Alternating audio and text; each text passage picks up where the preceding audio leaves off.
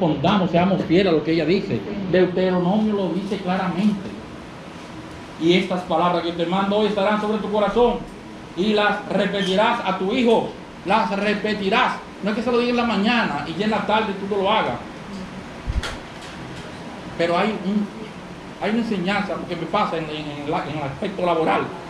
El dominicano, nosotros los latinos somos muy dados a obviar la razón. Por favor, no me refiero a las posiciones de ustedes. Tú le dices a un latino, a un dominicano, vamos a ubicarnos aquí. Mire, varón, lo que sucede es que 2 más 2 son 4. El argumento es que 1 más 1 más 1 más 1 son 4. Y él te dice, no, son 3. Digo, varón, pero la ley en matemática dice que la adición de 4 números de una unidad son 4. ¡Que no! Y te hago una discusión y al final te dice, quítale 1 para que tú veas, a ver si no son 3. A veces nos pasa igual con la palabra de Dios. A veces la esencia de lo que se está predicando no la queremos asimilar porque esa es nuestra naturaleza. Dios lo que quiere decir es que la prioridad sea Cristo en el hogar. Cristo en el hogar, que sentemos al Señor en el hogar. Él no nos está diciendo que a mí me gusta, veo los titulares de Juan Soto. Ay, qué bueno, Juan Soto va bien, y ¿cómo se llama? Itatis. Pero no puede ser la prioridad. Y lo que estamos advirtiendo en esta mañana es que fácil se convierte en la prioridad. ¿O me equivoco? No, para nada. Entonces seamos celosos con lo del Señor. Seamos radicales con lo del Señor. Pregunta o comentario. Adelante, mamá. Ahí hago una acotación en cuanto a el ser radical, el ser a lo que mayormente conocemos como legalistas. Yo prefiero que sean legalistas a que sean liberales. En esta, ¿cuánto dicen amén ahí? Amén. ¿Cuál es que usted prefiere? ¿Verdad? ¿Usted prefiere eso? Antes que liberales, ¿verdad? Okay. Si usted va por el mar, en el centro, ¿verdad? Y tiene que coger a una dirección y tiene que doblar, no, usted va para un camino y le dicen que para este lado hay leones. ¿Usted se mete por ahí? No. Si le dicen que por aquí hay oso, ¿usted se mete por ahí? No vaya por ninguno de los dos. Vaya por el centro, se llama el Evangelio de Cristo, se llama esa palabra. ¿Oyeron? ¿Por qué? Porque nuestros hijos en la misma línea, por eso traigo esto, hay diferentes etapas, como ella decía. A mis hijos cuando pequeños, yo les enseñé a tal grado lo poco que podía hacer. Le dije en un momento que yo no sabía cómo decirle qué era Dios, pues le dije, Dios es y punto, se acabó. Yo no sabía que Isaías recordaba eso y el otro día me lo recordó. Me dice, mami, en la escuela me estaban preguntando como que qué era Dios y eso. Yo le dije, mira, Dios es y punto. Y yo me acordaba de eso. O sea que lo que hacemos durante la etapa de la niñez no es en vano, la escritura lo dice. Pero llega un momento en que ellos son adultos como ahora, como yo no puedo obligar, vengan a leer la palabra de Dios. No. Eso no es que sea imposible, porque están en nuestra casa y están sometidos. Pero Dios nos llama a nosotros lo que usted estaba diciendo. Ejemplifícale tú, persuádele tú, que hagan como el apóstol Pablo, que hagamos como el apóstol Pablo cuando estaba con el rey Agripa. Óyeme tú, por casi me persuades, le dijo el rey Agripa. Pero ¿por qué eso está ahí en la escritura? Para que usted y yo entendamos que ese papel no es tuyo ni mío, no era de Pablo. El apóstol Pablo convenció, persuadió, trajo, es como se decidiera el rey, ese papel no es tuyo, no es mío, es del Espíritu Santo de Dios. Amén. Así que estas son las verdades bíblicas que debemos asimilar cada día. Gloria a Dios. Gracias, y repetirlas con nuestra vida. Amén. Gloria a Dios. Gracias, hermana. El hermano Juan Ramón y luego el pastor y luego él. Bien, bueno, nos sentimos como en la ruta. Sí, ciertamente yo pienso que hay algo muy importante que debemos pues de darnos cuenta de nuestros hijos y son las etapas de madurez. Usted no puede, o sea, persuadir, ve vendiéndole a Jesucristo a tu hijo, a tu niño como el superhéroe. Por ejemplo, hay muchos niños que son locos con Superman, con Rayo McQueen y tal. Sí, te preguntan por qué, porque ellos ven lo que hace ese personaje dentro de ese mundo de las caricaturas. Ahora bien, yo tengo que irle mostrando a mi niño ¿qué ha hecho ese personaje dentro de mi mundo, dentro de mi vida espiritual? Ciertamente, y ese es el mayor ejemplo. Se lo digo porque yo he aprendido a comprender a mi hija, tengo una hija, y es después que soy cristiano. ¿Por qué? Porque yo era un Trujillo. Yo le decía, mire, esto es así. Ella me preguntaba, ¿por qué? Porque sí, y punto. O sea, ahora tú tienes que hacer una, o más bien dar una explicación lógica, porque tú no la vas a engañar ni te va a engañar a ti mismo, y pensar sobre todo que tú estás delante del Señor. O sea, instruye al niño en su camino, y aun cuando sea viejo no se apartará de él. Yo crecí en la iglesia adventista y recuerdo como ahora mi tía iba a buscarme todos los sábados tempranito para llevarme a la iglesia. Y yo recuerdo que a mí me enseñaron reverencia dentro de la iglesia. O sea, la iglesia no es para tú ir a hablar, la iglesia no es para comer, la iglesia no es para llevarle un celular para que el niño se esté tranquilo. No. Entonces, ¿a qué me refiero? ¿Dónde quiero llegar? Ve vendiéndole a Jesucristo a tu hijo conforme a su etapa de madurez.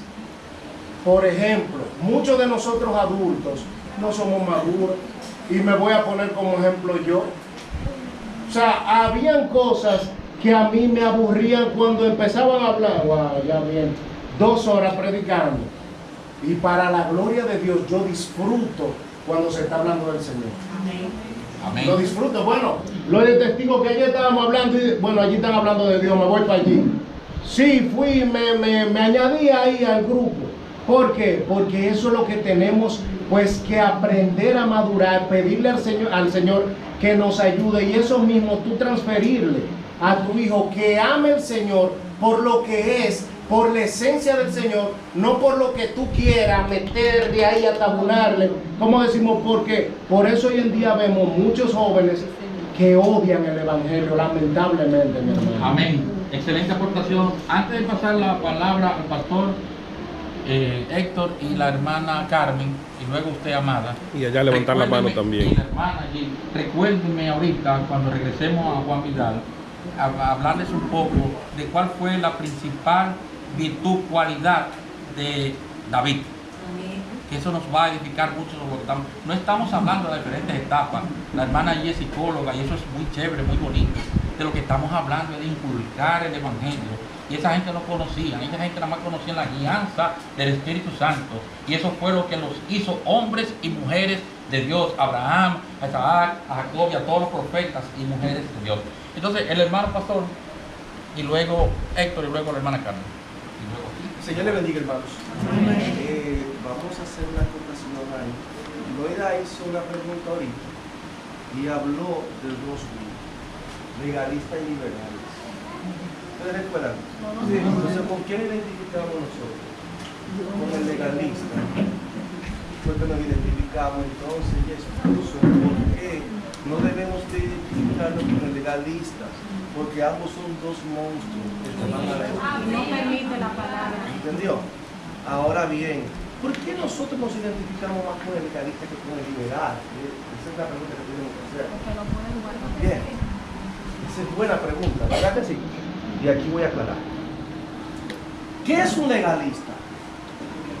El legalismo es un movimiento, una creencia que se arraiga a cumplir con los mandamientos, con la ley de Dios, con la obediencia a la palabra, desde su punto de vista legal, legal, y que a través de esa obediencia al cumplimiento de las leyes que Dios establece, ellos van a alcanzar su salvación por sus méritos propios, por su esfuerzo que ellos hacen de cumplir rigurosamente la ley de Dios. Pastor, una pregunta en eso mismo. ¿El dogma y el legalismo es lo mismo?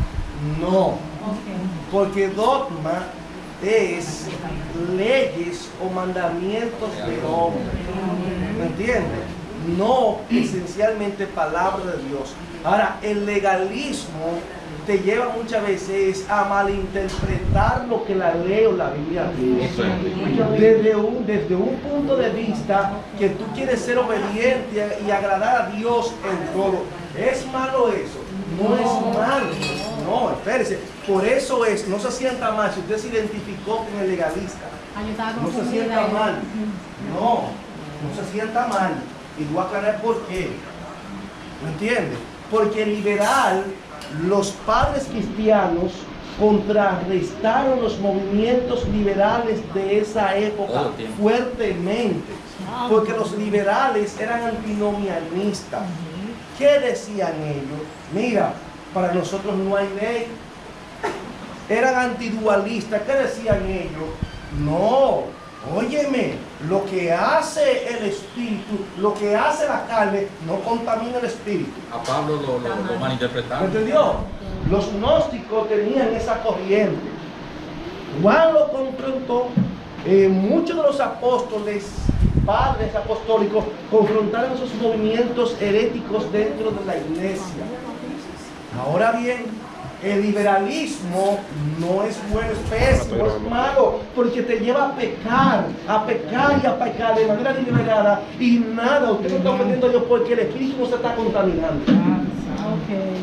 Es malo. El legalista es todo lo contrario. El legalista se restringe hasta de lo que Dios le permite, porque ellos entienden muchas veces que hasta lo que Dios permite es pecaminoso y lo puede contaminar. Y para ellos no perder su salvación y ganarse su salvación, ellos prefieren cumplir con la ley de Dios ahí y decir, no, yo prefiero esto.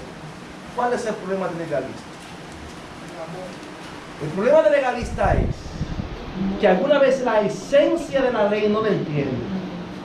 Dios estableció los mandamientos y las leyes no fue para condenar al hombre ni para mandarlo al infierno, es para que el hombre supiera el por qué, cómo hacer la voluntad del Señor.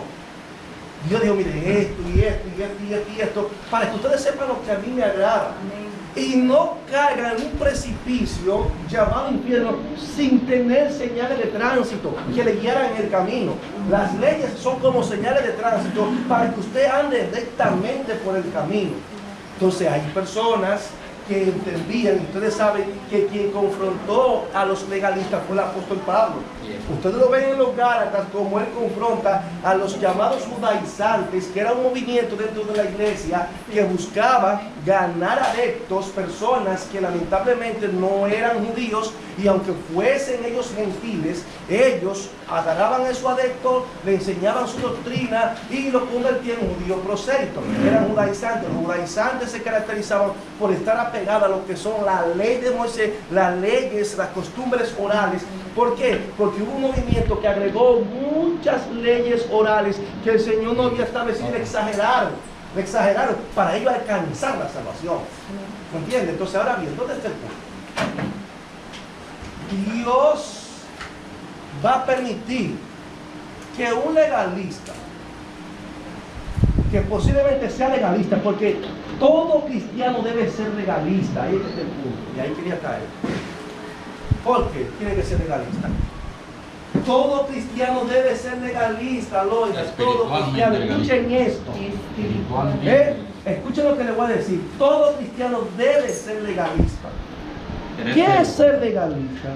Debe estar apegado a la ley de Dios, de su palabra, para obedecer y agradarlo a Él. Pero ¿qué? La ley de Cristo. Ahora la pregunta es, ¿qué ley yo estoy entendiendo? ¿Me entiendes? Porque entonces el problema del legalismo es que cuando yo llego a ese punto de entender toda la ley, me podría convertir en un fariseo o un escriba moderno. Exactamente. Limpiándolo de Ahí afuera. ¿Me entendió? Yo estoy cumpliendo con todo lo que usted pueda ver, pero hay que ver, como dicen, tú estás viendo la punta del iceberg, pero no estás viendo la base del iceberg, que es grandote y que está dentro y no se ve. O sea, yo estoy cumpliendo superficialmente con ciertas leyes, pero por dentro estoy acabando con todo el mundo posiblemente. Pastor, Perdóname que lo interrumpa, que se me va a literal. Deme 10 segundos, ¿no?, para apoyar eso que usted dice. Hay cientos de miles de millones de personas en el mundo, y estoy apoyando lo que dice el pastor, que si no hubiesen jueces, policías y fiscales, robarían.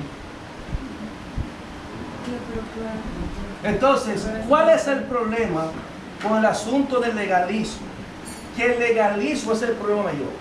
Yo digo que todos debemos ser legalistas. ¿Entienden qué aspecto? En coger la palabra, entenderla, obedecerla, aplicarla. Y te va a decir, por esto es un legalista, no es que la Biblia lo dice. Aleluya. Santo. Y por eso el caballero hablaba de personas radicales. ¿Saben quién es radical? Tú tienes que ser radical en lo que Dios dice. Con respecto a lo que Dios El dice. radicalismo, la palabra te da identidad, y la iglesia necesita identidad. Eso es. ¿Me entendió? Aleluya. Porque tú no puedes estar bien con Dios y con el diablo. No. Ese es el punto. Entonces, cuando tú tienes identidad, te dicen, ese es un legalista. No es que yo, óyeme, sí, desde el punto de la palabra soy un legalista y soy un radical también. Ahora bien, mi legalismo no es lo que me va a la salvación. Esa es la diferencia. Entonces, el que es legalista extremo entiende que él se gana Se la merece. salvación. Y se Y me justifica. la merezco porque estoy cumpliendo con las leyes. ¿Entendió? Entonces, nosotros creemos en el legalismo, pero no extremista. Tenemos que entender el legalismo por gracia. Que Amén. yo entendí la verdad de la palabra de Dios, la voy a aplicar, pero todos los méritos son de Jesucristo. Gloria a Dios. Oiga, si obedezco, si me someto, si entiendo la esencia del Evangelio, no es porque yo sea inteligente o porque sea tan bueno que Dios me dijo a mí, tan bueno que era, para ser el modelo y el ejemplo, no. Es por los méritos de aquel que está por encima de todas las cosas, que se llama Jesucristo. Gloria a Dios. Que me alcanzó por su gracia, como dice Efesios 2, 8 y 9, porque por gracia sois salvos, y esto no es de vosotros, pues es un don de Dios, y no es por obra para que nadie se gloríe. Ese es el problema del legalismo y el problema del liberalismo. Pero no quiero que se malinterprete, porque los hermanos se sientan mal cuando se identificaron con el legalismo, porque de una manera u otra todos tenemos que tener cierto legalismo en cuanto a lo que la palabra de Dios establece. Wow, gloria a Dios. Santo. ¿Cuál de los dos? Su esposa también traga toda la mano. Pastor, en ese mismo asunto que usted habla sobre la persona legalista, o sea, ahí están los fariseos, sí mismo como usted mencionó, que el mismo Jesús le dijo en Mateo 23, dice, entonces habló Jesús a la gente y a sus discípulos diciendo, en la cátedra de Moisés se sientan los escribas y los fariseos, así que todo lo que os digan que guardéis, guardadlo y hacedlo, mas no hagáis conforme a sus obras, porque dicen y no hacen. Gloria a Dios. Gracias, hermano. Héctor, y después la hermana Carmen. Amén, Dios le bendiga a todos. En relación al punto del legalismo y el liberalismo, ciertamente entendemos que ambos son dos extremos. Entonces, hay terminologías que en los libros teológicos que nos ayudan a entender mejor la palabra, hermenéutica y definiciones. El término legalismo ya está identificado como un término que abarca todo lo que el pastor describió. En pocas palabras, entender que basado en mi esfuerzo en obedecer las reglas, las normas, en eso yo me considero mejor que los demás y más merecedor del cielo. Así conocemos el legalismo. Y hay otros términos que pudiéramos mencionar que son negativos, como la idolatría. Pero si le buscamos una versión como una excepción al legalismo, pudiéramos generar un poco de confusión. Yo prefiero proponer que entre legalismo y liberalismo haya un cristiano bíblico. Sí, Señor. Un cristiano bíblico para no tener confusión cuando yo vaya a investigar lo que es legalismo y todos nos consideremos condenados. Mejor un cristiano bíblico, que esto nos puede diferenciar de los tres términos en el cual más nos identificamos. Amén, amado. Gracias, gracias por su aportación. Excelente. Hermana Carmen. Voy a parar. Este punto me toca mucho a mí, porque parte de muchas de las cosas que se habló, me identifico con lo que iba a traer a Polanco. Nosotros tenemos 3 hijos. En mi entender, no sé si estoy bien, mi opinión es que nosotros debemos de llevar a cabo lo que nos manda la palabra. Amén. Ahora, nuestros hijos, en referencia a lo que la hermana habló, nuestros hijos nosotros tiramos la semilla, nos ocupamos de que esa semilla no se seque, no se pudra si le echamos demasiado agua, o si no la atendemos. Ahora, hay un momento que llega en la vida de nosotros con nuestros hijos, que nosotros no podemos presentar a Jesucristo como un purgante a la fuerza. Tú te lo tomas porque tú vivías aquí, porque tú allá, porque tú acá, y quizás usted dando un mal ejemplo. Por ejemplo, nosotros llevamos a nuestros hijos hasta donde ellos llegaron a una mayoría de edad, pero ellos llegaron, principalmente el varón, y tomó una decisión. Él era músico en la iglesia. Muchas veces nosotros como miembros tenemos que tener mucho cuidado con los adolescentes y con los niños, porque nosotros mismos como miembros lo tiramos a la calle. Mi hijo siempre tenía el dolor y nos decía a nosotros dos, yo no es que yo no amo a Dios, yo amo a Dios, pero yo a todos esos hermanos que me han fastidiado la vida y que han inventado tanta cosa de mí, yo no puedo estar ahí.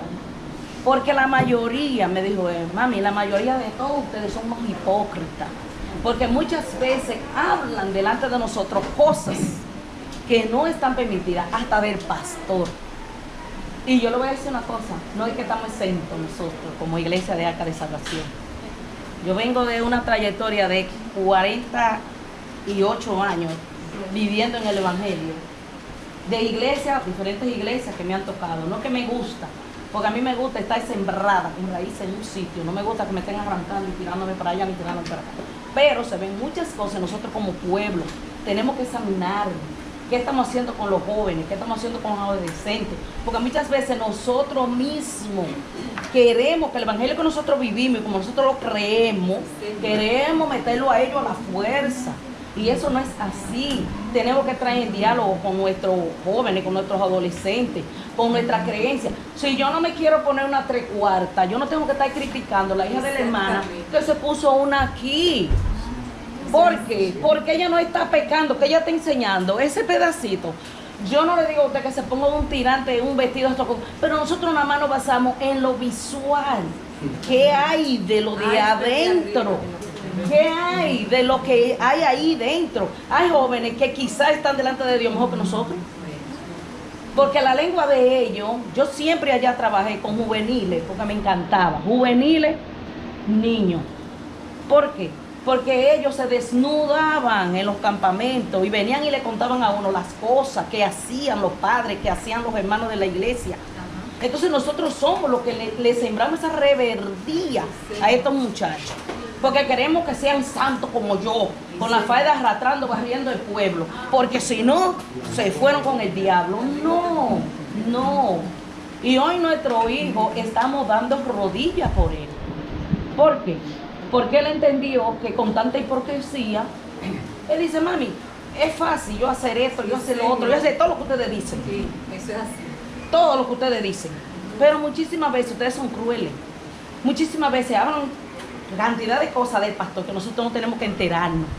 Hermanos que se vienen matando dentro de la iglesia y ellos nada más como una empuja. Sí. Porque es muy fácil querer introducirlo aquí a la fuerza. Pero y nuestra forma de vivir. Y el testimonio que nosotros tenemos que darle a ellos. Como si vivimos una vida torcida, estamos murmurando que esta hermana me cae mal, que la otra me cae peor, que el otro, y nunca se oye nada bueno de adentro de la iglesia. ¿Cómo te le va a querer meter la Biblia? Ni los zapatos a la fuerza entran. Amén. Amén, gracias. Brevemente, porque tenemos ya pocos minutos, y yo quisiera ver un puntito aquí que el Señor quiere que lo tratemos, que lo pasemos 10 minutitos más. La hermana y luego el... Usted tocó uno de los puntos, conocernos a nosotros mismos. Y me gustó ese subtema, y me gusta el libro de Romanos. Inclusive, recientemente el libro de los Romanos, yo lo había leído antes, pero ahora es que lo estoy aprendiendo a digerir. el libro de los Romanos nos acerca a conocer a Dios, a la manera que Dios quiere que uno lo conozca. Nos enseña a nosotros mismos quiénes somos, porque, valga la redundancia, de una u otra forma, muchos vinimos a los pies del Señor después de venir de otra congregación. Otros vinieron sin estar en ninguna congregación y vienen a los pies del Señor. ¿Qué pasa con los que vinimos de otra congregación? Por ejemplo, yo siempre tuve una percepción de Dios, de que Dios había cosas más allá de la que yo debía interpretarlo. Pero el mismo Moisés, cuando le pregunta, Dios se limita a responderle y hay que entender por qué él se limitó. Él dijo, ¿cuál es tu nombre? Para que yo sepa, o sepan ellos también, dijo, yo soy el que soy. O sea, Dios pudo decir más palabras para darse a entender quién era. Él es. Y me acordé de Loida cuando le decía a sus hijos, ¿cómo era que le decía a sus hijos? Dios es y punto. Entonces me dice Romano, cuando Pablo está haciendo algunas encuestas de preguntas que ellos tienen, y habla del vaso, del barro, que por qué me hiciste así, que por qué así, esto y el otro. Entonces, le dice, me gusta una respuesta que le hace Pablo, y que, o sea, y si Dios quiso hacernos así, o no tiene el alfarero potestad de hacer un vaso, bueno, la esencia de lo que yo quiero decir es que el mismo Pablo dio a entender, cuando le pregunten algo que no podamos responder, ¿por qué Dios permite tal cosa? Simple y sencillamente, porque Él es Dios. Excelente, amado. Él es Dios, porque a nosotros nos han enseñado los griegos, las historias, todas esas cosas, que hay Dios para esto, para lo otro. Pero Dios no tiene necesidad de altercar contra el humano. El humano, en Romanos capítulo 1, que usted estaba tocando, de quién nos da a conocer, en nuestra mente hay dos posturas que nosotros entendemos. Yo no soy mala, pero hay otra postura también que otros dicen, yo no soy tan mala. Pero en Romano te da a entender que somos malos. Capítulo 2, capítulo 2. Dice Romano, exactamente, pero Romano como que tiene una esencia tan allá del ser humano que le deja entender a uno, cuando uno, por ejemplo, Judas, menciona a Judas, del hijo de perdición. Ahora yo pregunto, ¿quiénes de los que no estábamos aquí antes no éramos hijos de perdición? Porque hay doctrinas que han enseñado que Judas se salvó. Pero el mismo Romano te da a entender que nosotros todos teníamos un corazón duro como Faraón. Faraón no fue que Dios, porque habemos muchos que pensábamos antes que Dios endureció el corazón del Faraón y que el corazón del Faraón era blando. Pues déjeme decirle que todos hemos tenido corazón de piedra. Y que Dios ablandó ese corazón. Y que lo que hizo con Faraón, porque desde un principio el pueblo de Israel tenía 400 años esclavizado. ¿Con qué corazón era que lo hacía? Con un corazón duro. Entonces Dios lo que hizo, para hacer notorio lo que hizo Romano, para hacer notoria su grandeza, su gloria y su poder, para con todas las otras naciones, que endureció un poquito más. O sea, lo llevó a irarse más. ¿Pero por qué se iraba más? ¿Porque Dios lo endureció? No, porque él tenía el corazón duro y estaba enfurecido contra Dios. Entonces viene Dios y le hace algo que él se enoja contra eso, porque Dios no hizo más nada que simplemente decirle, déjalo libre. Amado, déjelo ahí. ¿Está seguro que el abogado es usted? ¡Ay, Dios mío! Es que me quemo si no hablo.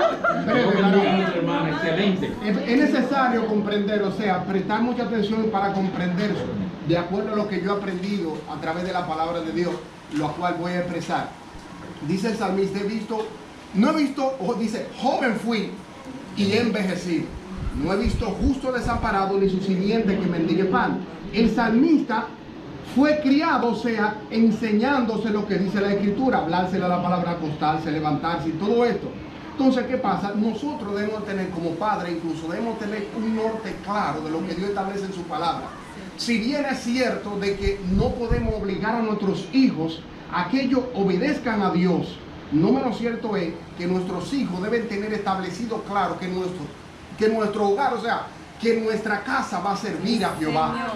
No puede ser posible, o sea, que nuestros hijos, porque digan, no, yo no voy a la iglesia porque fulanito es un hipócrita, bienvenido, está en un hospital de que Dios tiene para poder trabajar con los hipócritas. O sea, y cada uno de nosotros hemos de comprender de la manera siguiente que ya finalmente, o sea, ¿qué debemos de comprender? De que nuestro hogar, tal y como lo dice el Deuteronomio en su capítulo 30, dice, no traerá cosas anatemas a tu casa porque es abominación a Jehová, que aún, o sea, que porque mi hijo no quiere ir a la iglesia o no le gustan, él no puede venirme con un dembow en la casa, o sea, corromper la casa, o sea, debe de quedar claro que la casa, o sea, que mi casa debe de ser un altar de Jehová, que aún la música es para glorificar a Dios, todo lo que se hace es para glorificar a Dios, hasta que él considere si quiero seguir, o sea, quiero seguir en el hogar, o como él considere, quiero que ella, por favor, pero la casa es para servir a Jehová.